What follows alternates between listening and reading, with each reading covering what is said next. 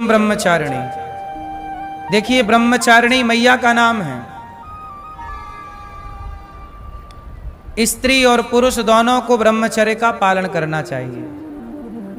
ब्रह्मचर्य का पालन करने के बाद लंबे समय तक ब्रह्मचर्य का पालन करिए। इसलिए हमारे यहाँ विवाह के पहले लड़का लड़की दोनों ब्रह्मचारी होते हैं और विवाह के बाद फिर वो गृहस्थ में प्रवेश करते हैं और सारी मतलब 20 साल 25 साल तक उन्होंने ब्रह्मचर्य का पालन किया, अपने को तपाया, साधा। इसके बाद जब वो लड़की और वो लड़का दोनों का संयोग होगा तब जो संतान होगी वो श्रेष्ठ विचारों वाली होगी, क्योंकि ब्रह्मचर्य का पालन किया गया है। क्योंकि जिस पदार्थ से बच्चा बनता है वो पदार्थ जितना मजबूत होगा संतान उतनी मजबूत होगी। बात समझ रहे हैं? किसान खेत में बीज बोने के लिए मजबूत बीज ढूंढ के लाता है। जितना बढ़िया बीज होगा उतनी बढ़िया फसल होगी। बात सही है कि गलत है? इसलिए हमारे ऋषि मुनियों ने कहा पहले ब्रह्मचारी बनो। विवाह करना है तो पहले ब्रह्मचर्य का पालन करो। लेकिन आजकल विवाह के पहले ही कुछ लड़के लड़कियां लिव-इन में रह लेते हैं, और जब लिव-इन में रह लेंगे तो आपका ब्रह्मचर्य नष्ट हो जाएगा, और जब नष्ट होगा तो फिर संतान जो होगी वो कमजोर होगी। हाँ या ना? इसलिए हमारे शास्त्रों ने हर चीज बताई है। नहीं माने लोग तो हम क्या करें?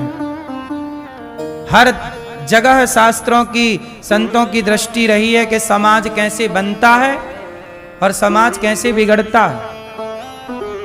यदि आपने धर्म का आचरण नहीं किया तो बिगड़ जाओगे, और बिगड़े तो फिर बन पाना बड़ा कठिन है। भगवान को लेकर के, श्री कृष्ण को लेकर के नंद बाबा के यहाँ गए। वसुदेव जी कन्या को लेकर के आए। पत्थर पर कंस ने कन्या को पटकना चाहा, कन्या हाथ से छूटकर आकाश में गई। तू मुझे क्या मारेगा कंस, तुझे तो मारने वाला प्रकट हो गया। वही कन्या आकाश में जो गई, वही कन्या बाद में अष्टभुजा, 8 हाथ और सुंदर स्वरूप बनाकर कंस को दर्शन दिया। कंस थर थर कांपने लग गया।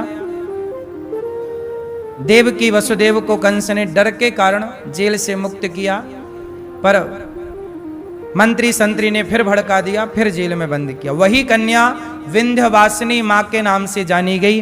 विंध्याचल पर्वत पर मां यशोदा की वह पुत्री आज भी है और विंध्यवासिनी मैया के रूप में हम सबको दर्शन देती हैं। विंध्याचल पर्वत जानते हो ना?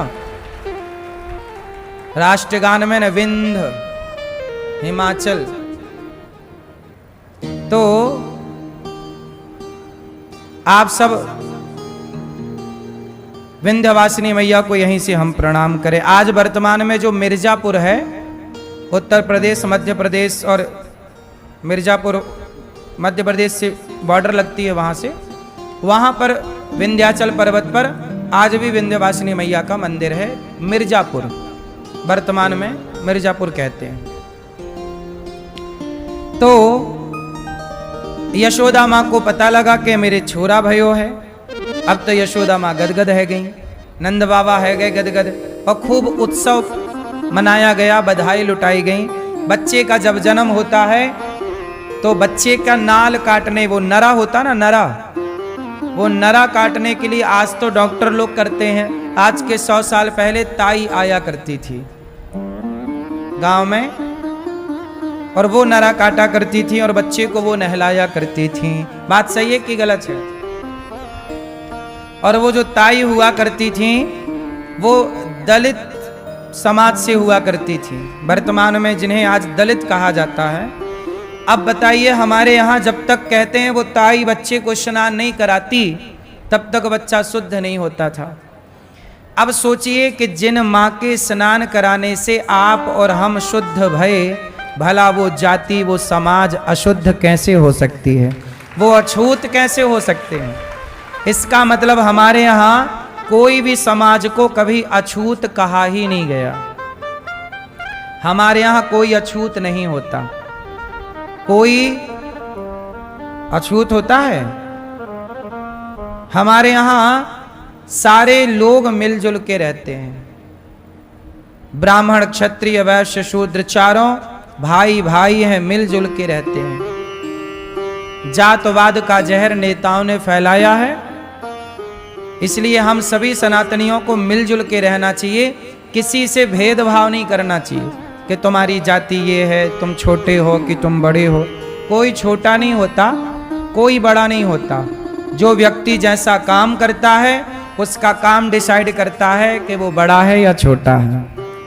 आपका आचरण डिसाइड करता है। आपका आचरण खराब है तो आप बड़े हो नहीं सकते, और आपके आचरण अच्छे हैं तो आप बड़े हैं। हाँ या ना? जाति से कोई व्यक्ति बड़ा नहीं होता। अच्छे आचरण, अच्छे कर्म करने से, अच्छा काम करने से व्यक्ति महान होता है। बोलो हाँ। सब लोग वो सारे लोग महान हैं जिन्होंने देश के लिए काम किया है, राष्ट्र के लिए काम किया है। वो सारे महान हैं, चाहे वो किसी भी जाति के क्यों ना हो। हाँ या ना?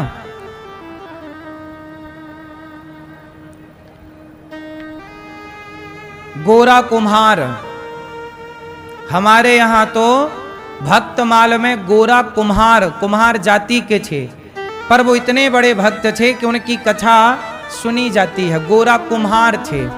रैदास जी मोची थे, पर उनकी बात, उनकी कथा सुनी और सुनाई जाती है, और उनकी कथा सुन के सुना के वाणी पवित्र होती है, जबकि वो मोची समाज से हैं। कबीरदास जी जुलाहा हैं। इनकी जातियां कैसी हैं ये कोई नहीं जानता। इनके कर्म इतने श्रेष्ठ हैं कि सब जानते हैं। इसलिए आपकी पहचान आपकी जाति से नहीं है, आपकी पहचान आपके अच्छे कार्यों से है। ये जातियों के नाम पर लड़ाने का काम केवल नेता लोग करते हैं, अपनी वोट बैंक को पकाने के लिए। इसलिए आप चक्कर में ना पड़े, आपस में लड़ाइयां ना करें, और सारे सनातनी मिलजुल के संगठित रहा करें, एक रहा करें। इसी से हम सबकी भलाई है। यदि हम आपस में लड़ बैठे तो देश को कौन संभालेगा? कोई भी बाहर वाला अपने घर से हमें निकालेगा। दीवानों जरा होश करो, मेरे देश प्रेमियों आपस में प्रेम करो, देश प्रेमी। प्रिय भक्तों, भगवान श्री कृष्ण का उत्सव चालू हुआ। नंद बाबा सज धज के गए, यशोदा मैया का श्रृंगार हुआ। अब बड़े दूर दूर से गोपियां ग्वाल बाल बधाई देने आए। नंद बाबा ने गौ दान किया, भूमि दान किया, स्वर्ण दान किया। बच्चे का जन्म होए तो उसके नाम से दान पुण्य करने की बड़ी महिमा है। दान करने से उसका यश बढ़ता है, उसके दोष नष्ट होते हैं। दान क्यों किया जाता है? कहते हैं जो दान करता है उसके दोष जो होते हैं वो समाप्त हो जाते हैं। इसलिए बच्चा पैदा होए तो दान किया जाता है उसके नाम से। अब उत्सव चालू हो गया। अभी उत्सव चालू ही था कि पूतना मौसी आ गई। कंस की एक मंत्री थी, राक्षसी, पूतना नाम था। क्या नाम था मेरी माँ? पूतना अपने आंचल में दूध की जगह जहर, जिस माँ के आंचल में दूध होता है वो जहर लगा के आ गई अपने स्तनों में, और कन्हैया को पिलाने आई बड़ी सुंदरी बन करके। भगवान कृष्ण पालने पर लेटे थे, पांव का अंगूठा चूस रहे थे, तब तक पूतना मौसी आ गई। पूतना लोक बालघिनी राक्षसी रुधिरासना जिघांसया पहरये स्तनम दत्वाप सदगतिम। पूतना जब आई तो भगवान ने पूतना को देखते ही आंखों को मूंद लिया। मानो भगवान कहना चाहते हैं कि पूतना की शकल सूरत तो अच्छी है पर मन अच्छा नहीं है, और जिसका रंग रूप अच्छा है पर मन अच्छा नहीं है, ऐसों को भगवान नहीं देखना चाहते। भगवान कहते हैं हम तुम्हें नहीं देखेंगे। भगवान किसे नहीं देखते? जिसके मन में छल कपट होता है। आप बाहर से बहुत सुंदर हैं पर भीतर से आपके मन में कपट है। तो भगवान ऐसे लोगों को नहीं देखते। इसलिए मेरी माँ, आप जैसे बाहर से हैं वैसे ही भीतर से रहें। निर्मल मन जन सो मोहि पावा, मोहि कपट छल छिद्र न भावा। भगवान कौन है? भगवान जीवों का कल्याण करने के लिए आए हैं। पूतना आई तो भगवान ने नेत्र बंद कर लिए। पूतना ने जहर पिलाया, भगवान श्री कृष्ण ने जहर पी लिया। थोड़ा जहर पिया, अब पूतना का जहर खत्म तो दूध पीने लग गए। जहर खत्म, दूध खत्म, फिर क्या निकला? प्राण। तो भगवान प्राण पीने लग गए। अच्छा, जहर किसने पिया? शंकर जी ने। शंकर जी का काम जहर पीने का है। आप लोग जहर पीते हैं कि नहीं? भैया आप पीती हो जहर? कौन पीता है? आप लोग भी थोड़ा थोड़ा जहर पी सकते हैं। कौन सा जहर? समाज के द्वारा अपमान का जहर। जब लोग आपका अपमान करते हैं, आपको गलत बोलते हैं, तो वो जहर ही तो है। अपमान क्या है? बोलो। तो शंकर जी ने जहर पिया, पर कहां रखा? कहां रखा शंकर जी ने जहर? अपने कंठ में, नीचे नहीं उतरने दिया और ना बाहर निकाला। इसका मतलब है कि अपमान का घूंट पी लो, पी करके ना किसी का अपमान करो, ना बाहर निकालो, ना उसे अंदर रखो, बदले की भावना भी ना रखो, और बाहर कहो भी मत, और खत्म करो। इसलिए शंकर जी का ये मैसेज है कि जहर कंठ में रखो। और भगवान शंकर का नाम पड़ गया नीलकंठ। समुद्र का विकार है ना जहर। समुद्र मंथन हुआ तो पहले क्या निकला? विष। विकार है वो समुद्र का। जहर क्या है? समुद्र का विकार। आप भी अपने जीवन में थोड़ी थोड़ी बातों को अपने पास ही रखा करो, पचा लिया करो। शंकर जी जहर पचा लेते हैं और आप लोगों को जरा जरा बातें नहीं पचती। थोड़ी थोड़ी बातों में झगड़ा हो जाता है। तो थोड़ा पाचन तंत्र ठीक कर लो अपना। 2-4 बातें पचा लिया करो। हर बात बोलने की नहीं होती। कई बार बोलने से बात बिगड़ जाती है।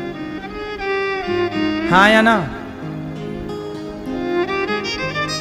पति पत्नी की बातें, घर की बातें घर में ही रखो, किसी को मत बताओ। क्यों? अपने अपने घरन की। कहते हैं कि सुन इठले हैं लोग सब, अपने अपने घरन की, अपने अपने घरन का दुख ना कहियो रोए। सुन इठले हैं लोग सब, बांट न ले हैं कोई। कोई बांटेगा नहीं। आप किसी को बताओगे अपनी तकलीफ तो लोग आपके आगे तो रो रो के सुन लेंगे। आपके जाने के बाद हंस हंस के बताएंगे कि उनके घर में ऐसा हो गया, उनके घर में ऐसा हो गया। अपने घर की बातें किसी को ना कहिए। अरे बैठे रहो लाला, जा रहे हो? शांति से बैठो। सुनो, अपने घर की बातें यदि आप किसी से कहोगे तो क्या होगा? लोग क्या करेंगे? लोग आपका मजाक उड़ाएंगे। इसलिए अपने सास कैसी हो आपकी, बहू कैसी हो आपकी, सास की बात किसी से ना कहो, बहू की बात किसी से ना कहो। क्यों? सासों की एक गलती है। क्या? सासें अपनी बहुओं की, कुछ सासें, सारी सासें नहीं, कुछ सासें होती हैं पड़ोसन से जाके अपनी बहू की बुराई कराती हैं। मेरी बहू ऐसी वैसी ऐसी ऐसी।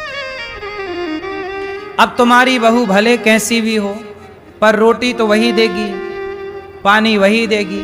इसलिए अच्छा है कि बुराई करने से अच्छा है जैसी है प्रशंसा करो, मेरी बहू अच्छी है, बहुत अच्छी है। जब आप अच्छी अच्छी कहोगी तो उसे भी लगेगा कि यार ये तो अच्छा कह रही है और मैं तो इसके साथ बुरा व्यवहार कर रही हूं, तो बहू अपने आप सुधर जाएगी। हाँ या ना? तो सारी सासें आज से अपनी बहू की क्या करेंगी? क्यों मैया, बहुओं की क्या करोगी? मैया आप बताओ क्या करोगी मेरी माँ बहुओं की? आपकी बहू अच्छी है कि नहीं? तारीफ करती हो कि नहीं? तारीफ किया करो। कुछ लोगों के पास ना तारीफ के लिए शब्द ही नहीं होते। भले 1 घंटा बकवास कर लेंगे पर तारीफ में 2 बातें नहीं कह सकते। अरे आप अपनी बहू की खुल के तारीफ किया करो। यदि आप प्रशंसा करने लग गए, तारीफ करने लग गए, तो आपकी बहू गलत भी होगी तो वो अपने आप को सुधार करने में मजबूर हो जाएगी कि मेरी सास तो मुझे अच्छा समझती है और मैं खुद गलत व्यवहार कर रही हूं। हाँ या ना? तो आज से कितनी सासें तारीफ करेंगी अपनी बहुओं की? हाथ उठा के बताओ। मैया आप लोग नहीं करोगी? ओ लाल बाल वाली मैया,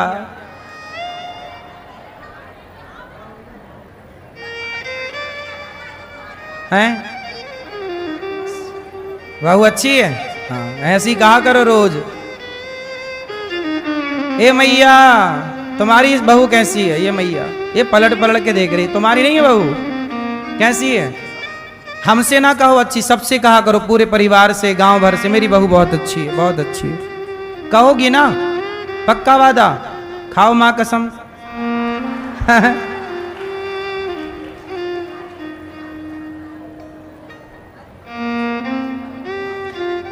सासें यदि अपनी बहुओं की तारीफ करने लग जाए ना तो उनका बुढ़ापा लेट आएगा। बहू सेवा करेगी, बादाम का हलवा खवाएगी, बुढ़ापा आएगा ही नहीं। वो तुम तारीफ करती नहीं हो तो बासी रोटियां रख देती है, खा बुढ़िया, जल्दी बूढ़ी हो जाओगी। बहुओं से बना के चलो मेरी माँ, काम बहू ही आती है। फिर बेटियों से आप ज्यादा बनाती हो, बेटियों से ना बनाओ क्योंकि बेटी दूर रहती है, आ ना पाएगी टाइम पर, आएगी तो बहू। इसलिए हम कहते हैं हर रिश्तों को सम्मान दिया जाए। बहुएं भी अपनी सास को मां समझें, सास भी अपनी बहू को बेटी समझे। बहुएं भी अपनी सास की तारीफ करें कि मेरी सास बहुत अच्छी है। आप लोग तो अपनी माँ को फोन लगा के हमारी माँ तो माँ है कि चुड़ैल है,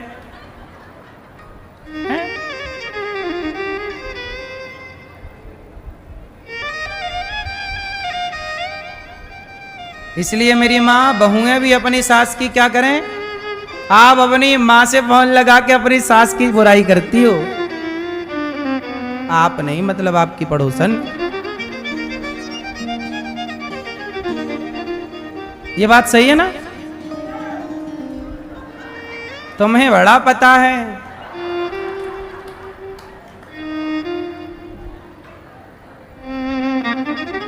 इसलिए रिश्तों को कहते हैं रहीमन धागा प्रेम का, रहीमन धागा प्रेम का, मत तोड़ो चटकाए, टूटे से फिर ना जुड़े और जुड़े तो गांठ। इसलिए प्रेम के संबंध हैं, इन्हें तोड़ा ना जाए। रिश्ते कितने भी बिगड़ जाएं पर उन्हें तोड़ा ना जाए, क्योंकि गंदा पानी पीने के काम भले ना आए, आग बुझाने के काम जरूर आता है। इसलिए रिश्तों में यदि थोड़ी गंदगी हो गई है विचारों की तो शांत रहिए, वो रिश्ता काम जरूर आएगा। अपने काम आते हैं, गैर काम, इसलिए अपनों का साथ होना जरूरी है। भगवान श्री कृष्ण का उत्सव हुआ, पूतना मौसी दूध पिलाने के बहाने जहर पिलाने आई। भगवान ने जहर पिया, पूतना के प्राण पी गए, पूतना धड़ाम से गिर पड़ी। पूतना का शरीर इतना बड़ा था, 6 कोस का जंगल टूट गया।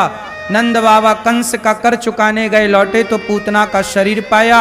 यशोदा मैया दौड़ी, मेरे छोरा को राक्षसी लेके भाग गई। अंत में भगवान कृष्ण को पकड़ा मैया ने और गैया के गौमूत्र से कन्हैया का स्नान कराया। आज गौमूत्र के बारे में लोग कितनी गलत बातें करते हैं। कि गौमूत्र के बारे में आप बोल रहे हैं, गोबर के बारे में, जबकि भागवत जी में लिखा है कि भगवान कृष्ण जब पूतना का दूध पिए तो मैया को लगा कि मेरे छोरा ने एक राक्षसी का स्पर्श किया, इसलिए कन्हैया अशुद्ध हो गया। तो अब इसे शुद्ध कैसे किया जाए? तो भगवान कृष्ण, जैसे आप लोग नहीं किसी को बाहर से आए हैं तो लगा कि हम अशुद्ध